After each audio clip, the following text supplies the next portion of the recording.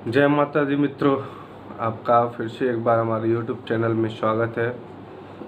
दोस्तों, आज हम बात करेंगे तांत्रिक क्रियाओं पर। क्योंकि इस विषय में हमने बहुत सारे ऐसे केसेस देखे हैं कि बहुत सारे लोगों पर तांत्रिक क्रियाएं की हुई है और वो लोग परेशान हैं, किसी न किसी तरह से बहुत ज़्यादा परेशान हैं। किसी किसी की तो परिवार तक ख़त्म हो गई है, किसी का बिजनेस चौपट हो गया है, तो किसी का रोज़गार छिन गया है, तो किसी को खाने के लाले पड़ गए हैं।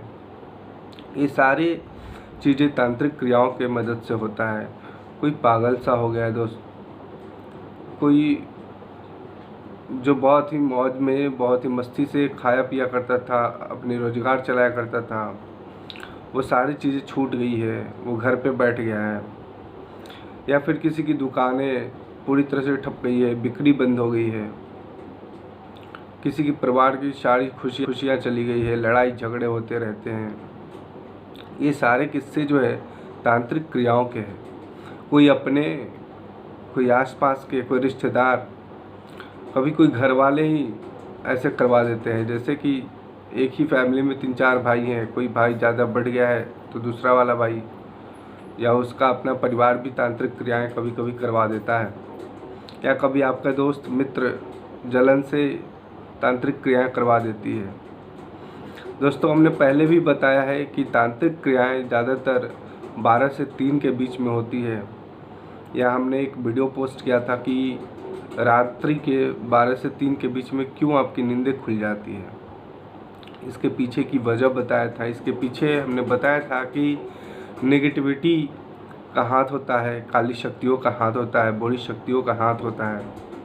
तो दोस्तों, ज़्यादातर जो तांत्रिक क्रियाएं हैं वो रात्रि के 12 से 3 के बीच में होती है, हमने यह भी बताया था। तो दोस्तों, सबसे पहले तो मैं ये बता दूं कि अगर आप मेरे चैनल पे नए हैं तो सब्सक्राइब कर दें चैनल को और बेल आइकन ऑन कर दें, ताकि जब भी मैं आप लोगों के लिए वीडियो पोस्ट करूं तो आपके पास सबसे पहले पहुंचे और हमने जो भी बातें बताई हैं उसका आप लाभ उठा सकें।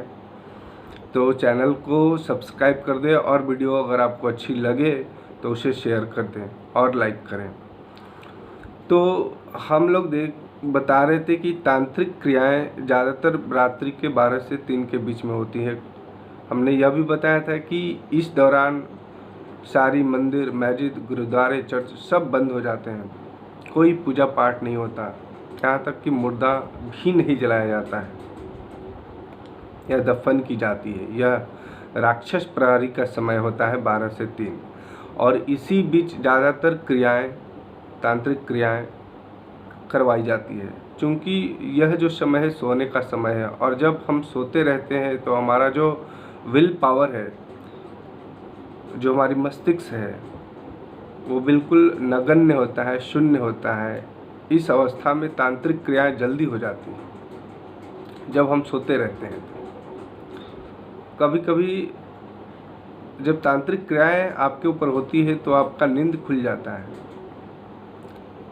क्योंकि हमारे अंदर जो पॉजिटिव एनर्जी होती है वो हमें जगा देती है। लेकिन फिर भी तांत्रिक क्रिया हो जाती है।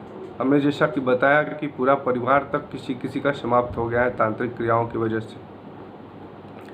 तो इनसे बचने के सरल उपाय क्या है? तांत्रिक क्रियाओं से बचने का सरल उपाय क्या है? तांत्रिक क्रियाओं से हम लोग बच सकते हैं।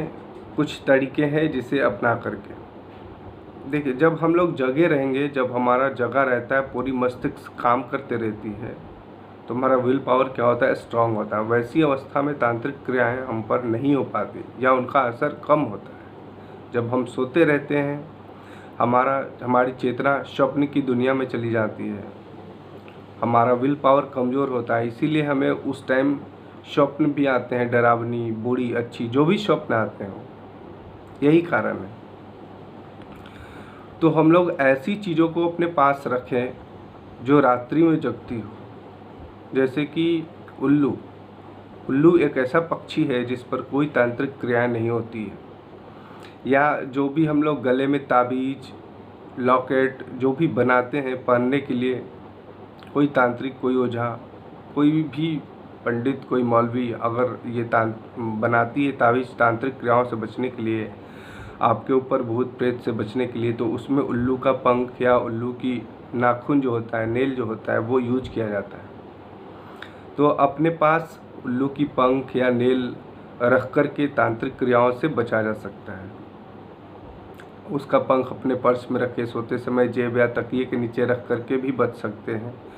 दुकान में अगर करवार चौपट हो रहा है तो दुकान के आगे आप उसे पंख को लटका सकते हैं। और दूसरी चीज़, चमगादड़ भी रातों को जगती है, या कह सकते हैं उसे दिखाई नहीं देता।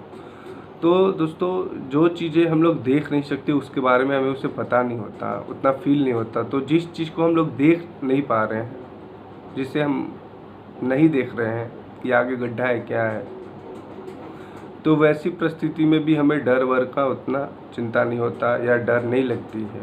तो अगर हम लोग चमगादड़ की भी कोई चीज़ अपने पास रखें तो वैसी परिस्थिति में भी तांत्रिक क्रियाएं आपके ऊपर नहीं काम करती है या नहीं होती है। तीसरा, जो हम लोग लॉकेट बनाते हैं उसमें सांप की जो बीच में थोड़ी सी पतली सी हड्डी होती है वो डालते हैं, तो उसे भी रख कर के तांत्रिक क्रियाओं से बचा जा सकता है। और हम लोग तांत्रिक क्रियाओं से बच सकते हैं धतूरा का आपने देखा होगा,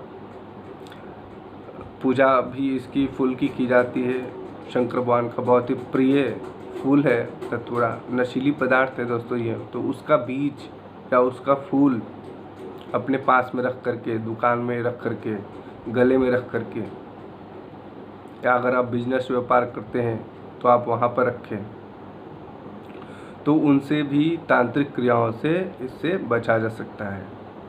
दोस्तों, बहुत लोगों ने के ऊपर तांत्रिक क्रियाएं काम नहीं करती। इसका कारण क्या है? आप लोगों ने देखा होगा कि बहुत लोग बोलते हैं कि ये सब चीज़ें नहीं होती है, हमें कहाँ हो रहा है। तो ऐसी चीज़ें बहुत लोग पे काम नहीं करती है। उसका कारण ये है कि जो ऐसे व्यक्ति हैं जो रातों में जगा करता है, रात में जगते रहते हैं, तो उन पे तांत्रिक क्रियाएं कम होती हैं।